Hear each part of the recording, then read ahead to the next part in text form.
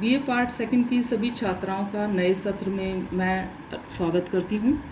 मैं doctor Alka Pareek, associate professor home science, government girls college Sikandra. Students, इस वर्ष भी पिछले वर्ष की भांति ही मैं आपकी होम साइंस की क्लासेस लूँगी।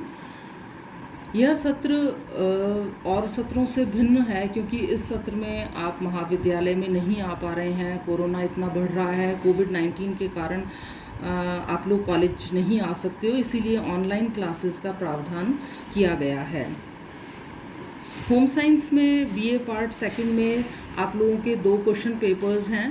पहला है वस्त्र विज्ञान एवं परिधान और दूसरा है मानव विकास एवं पारिवारिक संबंध। वस्त्र विज्ञान की थ्योरी 50 मार्क्स की है और 50 मार्क्स का ही प्रैक्टिकल है।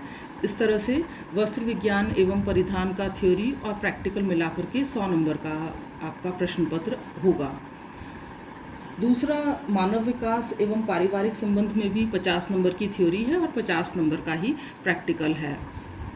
तो इस तरह से टोटल होम साइंस का पेपर 200 मार्क्स का होगा, जिसमें 100 थ्योरी और 100 प्रैक्टिकल का होगा। अब हम वस्त्र विज्ञान, क्योंकि पेपर फर्स्ट वस्त्र विज्ञान है, तो वस्त्र विज्ञान से ही प्रारंभ करते हैं। सबसे पहले हम पढ़ेंगे कि वस्त्र विज्ञान किसे कहते हैं, इसका परिचय, महत्व और पारिभाषिक शब्दावली। जैसा कि आप सभी को विदित है कि वस्त्र मनुष्य की दूसरी आवश्यकता है। अमीर हो या गरीब, रोगी हो या स्वस्थ, शिक्षित हो या अशिक्षित, युवा हो या वृद्ध, स्त्री हो या पुरुष, सभी के लिए वस्त्र अति आवश्यक हैं। आज से ही नहीं, प्राचीन काल में भी मनुष्य तन ढकने के लिए तथा अपने आप को धूप, शीत, वर्षा आदि से रक्षा करने के लिए पेड़ पौधों के छाल, जानवरों के खाल, घास पत्ते इत्यादि का उपयोग किया करता था। आधुनिक समय में एक से एक बढ़कर सुंदर, मजबूत, टिकाऊ और आकर्षक वस्त्र उपलब्ध हैं, क्योंकि अभी आधुनिक तकनीकी के कारण मनुष्य ऑक्सीजन, नाइट्रोजन, हाइड्रोजन, पेट्रोलियम, कोयला आदि के केवल कुछ तत्वों के संयोग से और रासायनिक प्रतिक्रिया से वस्त्र का निर्माण करने लगा है। ये वस्त्र अत्यंत ही सुंदर होते हैं, अलौकिक होते हैं और इनका आकर्षण देखते ही बनता है। इसके साथ ही इनमें विलक्षण गुण होते हैं। अब हम पढ़ेंगे कि वस्त्र विज्ञान किसे कहते हैं। वह विज्ञान जो हमें वस्त्र निर्माण के लिए प्रयुक्त लघुत्तम इकाई रेशों से परिधान एवं अन्य उपयोग हेतु वस्त्र निर्माण करने और इसका संरक्षण और संचयन करना सिखाता है, वस्त्र विज्ञान कहलाता है। वस्त्रों की मूलभूत इकाई रेशा होती है, अतः रेशों का किस प्रकार से निर्माण होता है, उनसे किस प्रकार से परिधान बनाए जाते हैं और उनकी किस प्रकार से संरक्षण हम कर सकते हैं, किस प्रकार से देखभाल कर सकते हैं, ये सभी वस्त्र विज्ञान के अंतर्गत आते हैं। अब हम पढ़ेंगे वस्त्रों का महत्व। आप देख पा रहे हैं शायद, 1 मिनट,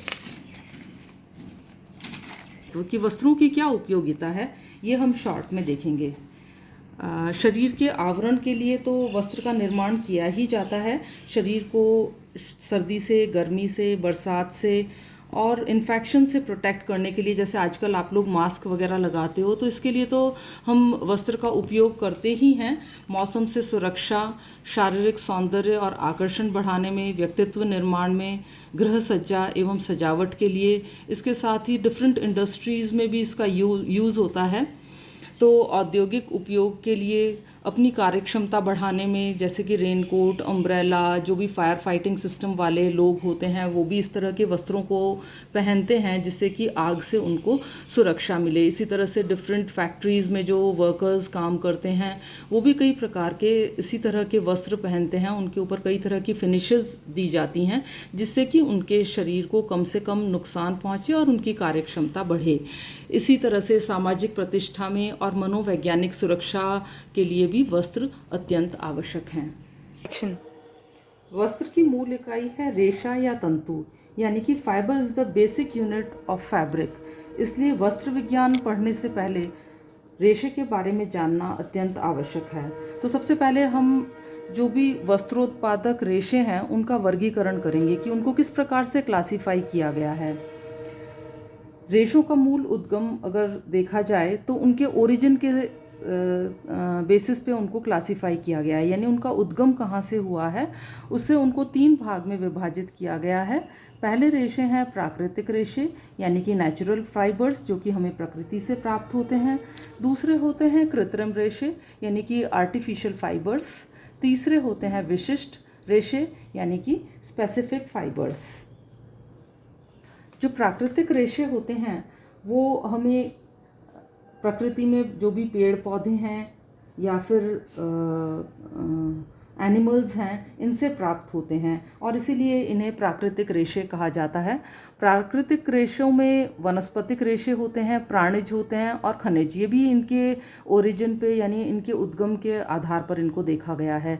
जो रेशे हमें वनस्पति के पौधों से प्राप्त होते हैं उन्हें वानस्पतिक रेशे कहते हैं। इसी प्रकार जो रेशे हमें प्राणियों से यानी एनिमल्स से जो प्राप्त होते हैं, जैसे कि शीप है, ऊंट है या फिर रेशम के कीड़े हैं, इनसे प्राप्त होते हैं, उन्हें हम प्राणिज रेशे कहते हैं। और जो भी मिनरल्स होते हैं जैसे कि सोना, चांदी, एस्बेस्टस, इनसे इनको कूट करके, पीट के, इनको प्रोसेस करके और जब रेशे तैयार किए जाते हैं तो उन्हें खनिज रेशे कहते हैं। इनको हम 1 बाय 1 स्टडी करेंगे थोड़ा डिटेल में। सबसे पहले वानस्पतिक रेशे, इन्हें वेजिटेटिव फाइबर्स कहते हैं इंग्लिश में। वे रेशे जो वनस्पति जगत यानी कि प्लांट किंगडम से प्राप्त होते हैं उन्हें वानस्पतिक रेशे कहते हैं। इनका उद्गम स्थान पेड़ पौधे होता है। कुछ पेड़ पौधों से नरम तो कुछ से कड़े, रूक्ष और सख्त रेशे प्राप्त किए जाते हैं, परंतु इन रेशों की मौलिक संरचना लगभग एक सी ही रहती है। ये जो रेशे हैं ये सेल्यूलोज के बने हुए होते हैं। किसके बने होते हैं ये रेशे? ये रेशे सेल्यूलोज के बने होते हैं। और सेल्यूलोज का अगर हम केमिकल स्ट्रक्चर देखें यानी कि रासायनिक संगठन देखें तो वो होता है C6, इसमें कार्बन की 6 यूनिट्स होती हैं, H10 और O5 होल N यानी कि N1 भी हो सकता है, 2 भी हो सकता है, 6 भी हो सकता है, कोई सा भी नंबर हो सकता है। तो वानस्पतिक रेशों की जो संरचना है वो सेल्यूलोज की संरचना के हिसाब से होती है, जो कि है C6H10O5 होल N। प्राकृतिक रेशे ये भिन्न भिन्न प्रकार के होते हैं और जैसे कि हमने आपको बताया कि वस्त्र उत्पादक रेशे हैं, ये ओरिजिन के हिसाब से यानी उनका कहाँ से उद्गम हो रहा है उसके हिसाब से इनको इस तरह से क्लासिफाई किया गया है। तो जो वानस्पतिक रेशे हैं इनमें बीज वाले, तने वाले और पत्ते वाले। बीज वाले रेशे सब वो होते हैं जो कि हमें जो रेशे में फल के अंदर बीज होते हैं उनके चारों तरफ चिपके रहते हैं। इन फलों को एकत्रित करके बीजों से रेशे को अलग किया जाता है और इसीलिए इन्हें बीज वाले रेशे कहते हैं। ये रेशे बीजों के प्रोटेक्शन के लिए होते हैं। इनमें 2 तरह के आते हैं, कपास और कापोक। सबसे पहले कपास, आप सभी को मालूम है कपास का रेशा कपास के पौधे से यानी कॉटन प्लांट से प्राप्त होता है। यह वनस्पति जगत से प्राप्त सभी रेशों में सर्वश्रेष्ठ है क्योंकि ये सस्ता तो होता ही है, लेकिन इसकी लोकप्रियता इसलिए भी अधिक होती है क्योंकि यह हर व्यक्ति के पास उपलब्ध होता है और इससे मजबूत, टिकाऊ और सुंदर वस्त्र बनते हैं। और इसे विश्वव्यापी रेशा कहते हैं यानी यूनिवर्सल फाइबर कहते हैं, because it is found all over the world. कपास के बीज के बाल यानी सीड हेयर भी कहते हैं क्योंकि कपास के बीजों को पकाने और उनकी रक्षा के लिए प्रकृति के कपास के रेशों का निर्माण करता है। कपास का उत्पादन मुख्यतः भारत, इंग्लैंड, अमेरिका, ब्राज़ील और दक्षिण अफ्रीका के अंदर होता है। अमेरिका में सबसे ज़्यादा कॉटन प्रोड्यूस होता है और ये पूरे विश्व का 40% पार्ट होता है। दूसरा वानस्पतिक बीज से मिलने वाला रेशा है कापोक। कापोक के रेशे कापोक के वृक्ष यानी ट्री से प्राप्त किए जाते हैं। फल पकने के पश्चात इन्हें तोड़ लिया जाता है तथा इनके रेशे निकाल लिए जाते हैं। कपास की ही भांति इनके रेशे भी बीज की सुरक्षा के लिए ही बीज के चारों तरफ होते हैं। कपास से जो रेशे बनते हैं उनमें नमी अवरोधक क्षमता होती है और इसीलिए इनको ब्लेंड करके यानी मिश्रण करके और इनका उपयोग किया जाता है। और साउंड प्रूफ के लिए जो यूज़ होता है, जैसे एरोप्लेन वगैरह में, तो वहाँ पर इस तरह के कापोक के रेशे का प्रयोग किया जाता है। और कापोक का सबसे अधिक उत्पादन इंडिया और वेस्ट इंडीज़ के अंदर होता है। तो ये थे वानस्पतिक रेशे जो कि हमें बीज से प्राप्त होते हैं, दो, यानी कपास और कापोक। उसके बाद हम करेंगे वो वानस्पतिक रेशे जो कि हमें तने से प्राप्त होते हैं।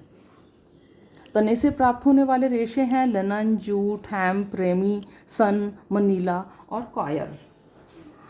जिन पौधों या वृक्षों के तने से रेशे प्राप्त किए जाते हैं, उन पौधों के तनों को विभिन्न विधियों में खमीरीकरण की प्रक्रिया की जाती है, यानी फर्मेंटेशन की क्रिया की जाती है। यानी कि उन पौधों के जो तने होते हैं उन्हें पानी में कुछ केमिकल्स डाल करके लंबे समय के लिए छोड़ दिया जाता है। इस प्रक्रिया से क्या होता है कि उनका तना अलग हो जाता है और स्टेम फाइबर्स उनके अलग हो जाते हैं। तो इस तरह से लिनन, जूट, हेम्प, रेमी, ये सभी इन वस्त्रों का निर्माण किया जाता है। इनमें पहला हम पढ़ेंगे लिनन। लिनन के रेशे फ्लैक्स नामक प्लांट के तने से प्राप्त किए जाते हैं और इसके पौधे समशीतोष्ण जलवायु में विकसित होते हैं। इन पौधों की वृद्धि के लिए नमी यानी मॉइस्चर का होना अत्यंत आवश्यक है। लिनन का रेशा लंबा, सीधा, चिकना और चमकदार होता है। इससे बने वस्त्र बहुत कोमल होते हैं और इसीलिए महंगे भी होते हैं। इनको तैयार करने के लिए मैनुअल लेबर अधिक लगती है, यानी हाथ का कार्य अधिक किया जाता है। और लिनन का उत्पादन अमेरिका, हॉलैंड, मध्य Asia, Belgium, Germany, France, Scotland, Australia, Poland, यहाँ पर सबसे अधिक होता है। लिनन के बाद दूसरा स्टेम फाइबर है जूट। जूट के रेशे जूट के पौधे से प्राप्त होते हैं। भारत में कपास के बाद इसका उपयोग सबसे अधिक होता है और जूट का उत्पादन उष्ण और नम जलवायु के अंदर होता है। जूट का पौधा भी काफ़ी लंबा होता है, 6 से 12 फीट तक इसकी लंबाई होती है और इसकी मोटाई उंगली के समान होती है। जूट से टाट, बोरे, गांठें बांधने के लिए डोरी, बर्लैप, फर्श बिछाने के लिए दरियाँ, गलीचे इत्यादि का निर्माण होता है। प्राकृतिक रूप से इनके अंदर कीड़ों मकोड़ों के प्रति प्रतिरोधक क्षमता विद्यमान होती है और जूट का उत्पादन सबसे अधिक भारत और बांग्लादेश के अंदर होता है। तीसरा तने से प्राप्त होने वाला फाइबर है हेम्प। हेम्प का रेशा कैनबिस सटाइवा नाम के तने से प्राप्त होता है और इसका रेशा सीधा और चमकदार होता है, लेकिन साथ ही काफ़ी कड़ा, रूक्ष और खुरदरा सा भी होता है। रेशे काफ़ी मजबूत और टिकाऊ होते हैं और इनके अंदर कुछ अनिवार्य गुण होते हैं, लेकिन क्योंकि ये रूखे होते हैं इसलिए इनका पहनने वाले वस्त्र के लिए इन रेशों का हम यूज़ नहीं करते, बल्कि गलीचे, कैनवास, कालीन, पायदान, रस्से, बेल्ट, डोरी, शूज़, ये सब बनाने के लिए इनका निर्माण किया जाता है और कागज़ बनाने में भी इनका उपयोग होता है। अब हम देखें कि इसका उत्पादन कहाँ होता है, तो रोमानिया, हंगरी, इधर इनका उत्पादन अधिक होता है। अगला रेशा रेमी नटल के पौधे के तने से प्राप्त किया जाता है। इसके रेशे चमकदार, मजबूत और टिकाऊ होते हैं, इसलिए इनका उपयोग मेजपोश, नैपकिन, ट्रे क्लॉथ इत्यादि के निर्माण में किया जाता है। ये रेशे फफूंदी से प्रभावित नहीं होते, ये इसका एडवांटेज है, और ये नॉट लाइक यानी गांठनुमा दिखाई देते हैं माइक्रोस्कोप में। दूसरे होते हैं सन। सन के रेशे सन के पौधे से प्राप्त होते हैं। पौधों में फूल आने के पश्चात इन्हें काट कर गलने के लिए अलग छोड़ दिया जाता है और जूट के पौधे के समान ही गलाकर तने से इनका निर्माण किया जाता है। सन से जो पौधे प्राप्त किए जाते हैं ये चमकदार, मजबूत और टिकाऊ रेशे इनसे प्राप्त किए जाते हैं, जिनकी की टेंसाइल स्ट्रेंथ यानी तनाव सामर्थ्य भी अच्छा होता है।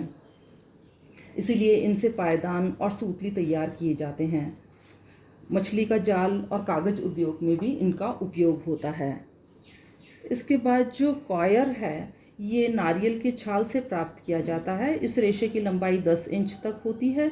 नारियल को पानी में डालकर रेशे को अलग कर लेते हैं और कंघी करके सुखा लेते हैं।